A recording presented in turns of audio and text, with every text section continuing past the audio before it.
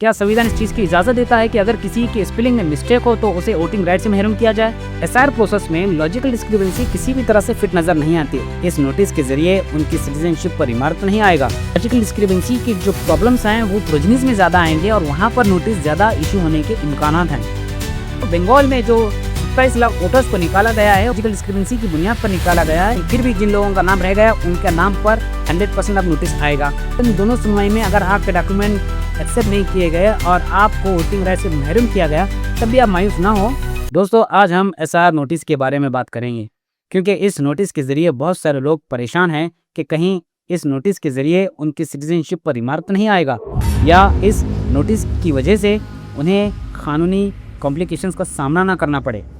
तो दोस्तों, आज हम इस वीडियो में नोटिस क्या है, नोटिस किन लोगों पर आएंगे, किस वजह से नोटिस आ सकती है और नोटिस आने पर हमें कौन से डॉक्यूमेंट्स सबमिट करना होगा, इन सारे सवालों का इस वीडियो में हम खुलासा करेंगे। तो दोस्तों, ये वीडियो बहुत इंपॉर्टेंट होने वाली है, तो इस वीडियो को आप अपने दोस्त अहबाब के साथ ज़रूर शेयर करें ताकि उन्हें भी इस नोटिस के बारे में मालूमात मिले।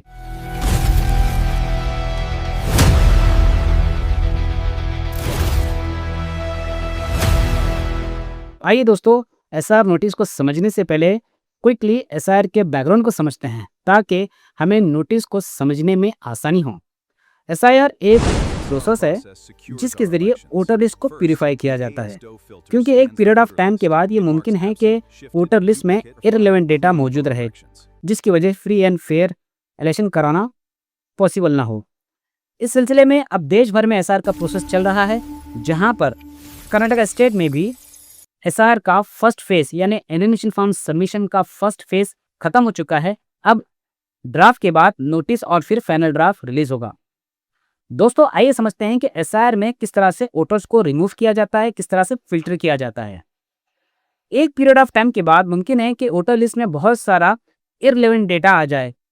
मिसाल के तौर पर कोई बंदा इस दुनिया में नहीं है लेकिन उसका डेटा मौजूद है। मिसाल के तौर पर कोई बंदा एक मुकाम से दूसरे मुकाम शिफ्ट हो गया और उसने वहाँ पर भी अपना वोटर आईडी कार्ड बनाया, तो इस हिसाब से वोटर लिस्ट में डुप्लीकेट हो गए। इसके लिए ये रिवीजन होता है ताकि इररिलेवेंट डेटा को खारिज किया जाए। इसके लिए एसआईआर में जो फर्स्ट लेवल प्यूरिफिकेशन होता है उसे ASDDO कहा जाता है, जिसमें उन लोगों को वोटर लिस्ट से ड्राफ्ट से पहले खारिज किया जाता है जो या तो इस दुनिया में नहीं है या जिनके वोट डबल हैं या फिर वो पर्टिकुलर लोकेशन पे अवेलेबल नहीं है या वो शिफ्टेड हैं। इस तरह से लोगों को पर्टिकुलर कैटेगरी में पहले मार्क किया जाता है, फिर उसको खारिज किया जाता है।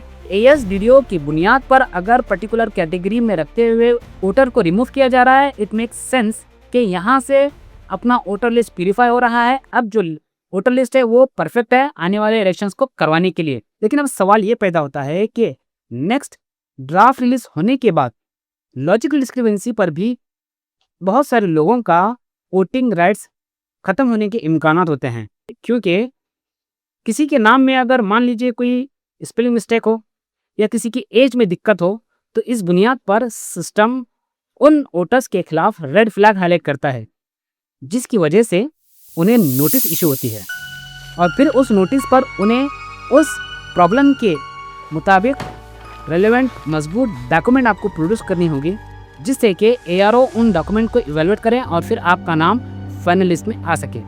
लेकिन सवाल ये पैदा होता है कि किसी वोटर के पास अगर मजबूत डॉक्यूमेंट नहीं है तो क्या इस वजह से उसका वोटिंग राइट्स खत्म हो जाना चाहिए? बिल्कुल भी नहीं। क्या संविधान इस चीज की इजाजत देता है कि अगर किसी की स्पेलिंग में मिस्टेक हो तो उसे वोटिंग राइट से महरूम किया जाए, या अगर दो भाई हैं या किसी दो सिबलिंग्स में गलती से नए एज फैक्टर जो है 9 महीने से कम है, उस बुनियाद पर उन्हें वोटिंग राइट से महरूम किया जाए? ऐसा तो होना नहीं चाहिए। एसआईआर प्रोसेस में लॉजिकल डिस्क्रिपेंसी किसी भी तरह से फिट नजर नहीं आती, लेकिन फिर भी इलेक्शन कमीशन इस लॉजिकल डिस्क्रिपेंसी को यूज कर रहा है सेकंड फिल्ट्रेशन के तौर पर, ताकि वोटर लिस्ट को मुकम्मल प्यूरिफाई किया जाए।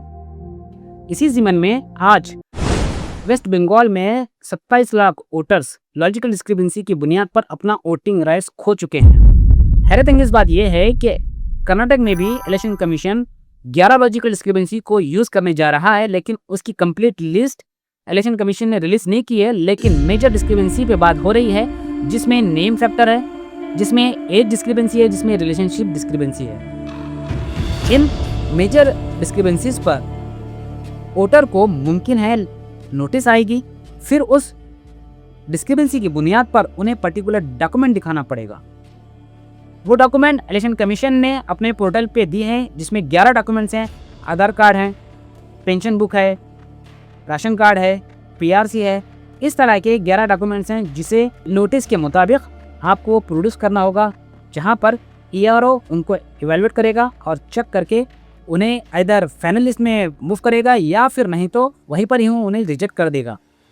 तो दोस्तों, बंगाल में जो 27 लाख वोटर्स को निकाला गया है, सुप्रीम कोर्ट ने भी अभी तक ग्रीन सिग्नल नहीं दिया है कि उनका नाम वोटर लिस्ट में वापस ऐड किया जाए। एक स्टैटिस्टिक्स फिगर के मुताबिक कर्नाटक स्टेट में एसआर प्रोसेस से पहले 5 करोड़ 50 लाख लोग वोटर लिस्ट में शामिल थे, लेकिन 4 करोड़ 46 लाख लोगों ने डिजिटाइज किया है। तो इसमें से 1 करोड़ 7 लाख लोगों को ASDDA की कैटेगरी में रखा गया है, जिन्होंने फॉर्म सबमिट नहीं किया या फिर उनका पर्टिकुलर रिमार्क आने की वजह से 1 करोड़ लोगों को निकाला जा रहा है। अब 4 करोड़ 46 लाख में भी 2 करोड़ 46 लाख ऐसे प्रोजनी में ऐड किए गए हैं और एज डिस्क्रिपेंसी और रिलेशनशिप डिस्क्रिपेंसी मैक्सिमम प्रोजनी पर ही आएगी। तो इस फिगर के एतबार से मुमकिन है कर्नाटक स्टेट में लॉजिकल डिस्क्रिपेंसी के जो प्रॉब्लम्स हैं वो प्रोजनीज में ज़्यादा आएंगे और वहाँ पर नोटिस ज़्यादा इशू होने के इम्कानात हैं। लॉजिकल डिस्क्रिपेंसी का अब तक कोई ऑफिशियल फिगर नहीं है, लेकिन एक गुमान के मुताबिक 29 लाख वोटर्स को लॉजिकल डिस्क्रिपेंसी में कैच किया जा सकता है। और अपार्ट फ्रॉम वो लोग जिनका रेफरेंस 2002 में नहीं था, उन्हें तो नोटिस आना ही है। वो अभी के जो स्टैटिस्टिक्स हैं उसमें 23 लाख ऐसे लोगों ने मैपिंग करवाए हैं कर्नाटक में जिनके पास 2002 का कोई रेफरेंस नहीं था। तो 23 लाख ये और करीबन 29 या 30 लाख लॉजिकल डिस्क्रिपेंसी, तो इतने लोगों को लॉजिकल डिस्क्रिपेंसीज की बुनियाद पर नोटिस आएगा।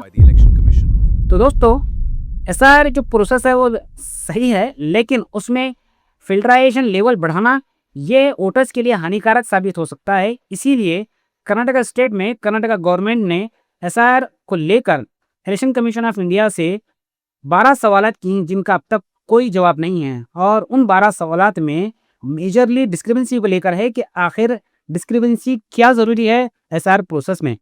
More than 1.9 crore people are facing this issue. We had taken a decision in cabinet with respect to SIR. We are not against any kind of revision, but there are discrepancies in their processes, and we had asked a set of 12 questions which they have not replied to. They still don't know the definition of logical discrepancies, and today the CEC and the Election Commission are acting like they're extra constitutional authorities. तो दोस्तों, भाई जानते हैं कि notice कैसे और किन लोगों को आएगा। जैसे कि हमने बात किया कि जिन लोगों के नाम में या एज में प्रॉब्लम है उन्हें तो नोटिस आएगा ही आएगा। इससे पहले BLO ने अपने भीतर जहां तक कोशिश करके बहुत सारे लोगों का डिस्क्रिपेंसी से नाम तो खारिज किया, लेकिन फिर भी जिन लोगों का नाम रह गया उनके नाम पर 100% अब नोटिस आएगा। तो 24 तारीख को कर्नाटक स्टेट में ड्राफ्ट रिलीज हो रहा है। उसी दिन BLOs के पास डिस्क्रिपेंसी की लिस्ट भी आ जाएगी। हम उस डिस्क्रिपेंसी लिस्ट में अपना नाम चेक करें। अगर हम अपना नाम वहाँ पर पाते हैं, किस वजह से हमारा नाम आ रहा है, उसको आप वेरीफाई करें, उसको देखें। उसके बाद फिर उससे मुतालिक अपने डॉक्यूमेंट तैयार रख के इलेक्शन कमीशन के फैसिलिटी सेंटर पर जाएं, जहां पर ARO मौजूद होगा। वहां पर आप अपना डॉक्यूमेंट दिखाएं। फिर ARO आपके उस डॉक्यूमेंट को चेक करेगा। अगर डॉक्यूमेंट मजबूत रहा और सही रहा तो आपका नाम इंस्टेंटली कंसिडर किया जाएगा फाइनल लिस्ट के लिए, नहीं तो आपका नाम वहाँ से रिजेक्ट हो जाएगा। लेकिन आप किसी वजह से रिजेक्ट भी हो जाते हैं तो आप मायूस ना हो, फिर आप डिस्ट्रिक्ट मजिस्ट्रेट के पास आप अपनी अपील दायर कर सकते हैं। वहाँ पर आपकी सुनवाई होगी, वहाँ पर आप वही डॉक्यूमेंट आप उस पर्टिकुलर रिमार्क पे आप प्रोड्यूस करें। अगर वहाँ पर आपकी सुनवाई होती है तो अगेन आपका नाम फाइनल के लिए कंसिडर किया जाएगा। इन दोनों सुनवाई में अगर आपके डॉक्यूमेंट एक्सेप्ट नहीं किए गए और आपको वोटिंग राइट से महरूम किया गया, तब भी आप मायूस ना हो। मुमकिन है कि आपको इलेक्शन कमीशन कोई दूसरे गाइडलाइन ज़रूर लाएगा जिससे कि आप फिर से अपना नाम वोटर लिस्ट में ला सके। अगर हमारा नाम लॉजिकल डिस्क्रिपेंसी में आ चुका है और हमें नोटिस आ रही है तो हमें घबराने की कतई ज़रूरत नहीं है, क्योंकि फर्स्ट ऑफ ऑल ये आप ध्यान में रखें कि लॉजिकल डिस्क्रिपेंसी या फिर नोटिस की वजह से आपकी नागरिकता यानी कि आपकी सिटीजनशिप पे कोई रिमार्क नहीं आएगा। तो दोस्तों, ये था नोटिस के बारे में। अगर आपको इस नोटिस से लेकर किसी किस्म की भी दिक्कत या सवाल है तो हमें कमेंट कर ज़रूर बताएं। हमारी टीम आपको इस बारे में ज़रूर मदद करेगी। अगर आपने हमारा चैनल मोटिवेट अब तक सब्सक्राइब नहीं किया तो इसे लाजमी सब्सक्राइब करें, ताकि इस तरह के इन्फॉर्मेटिव वीडियो आपको बर वक्त मिलते रहें। तो खुश रहिए, आबाद रहिए। मिलते हैं अगले वीडियो में। इजाज़त दें अपने मेज़बान बशीर एजाज को। तब तक के लिए जय हिंद, अल्लाह हाफिज़।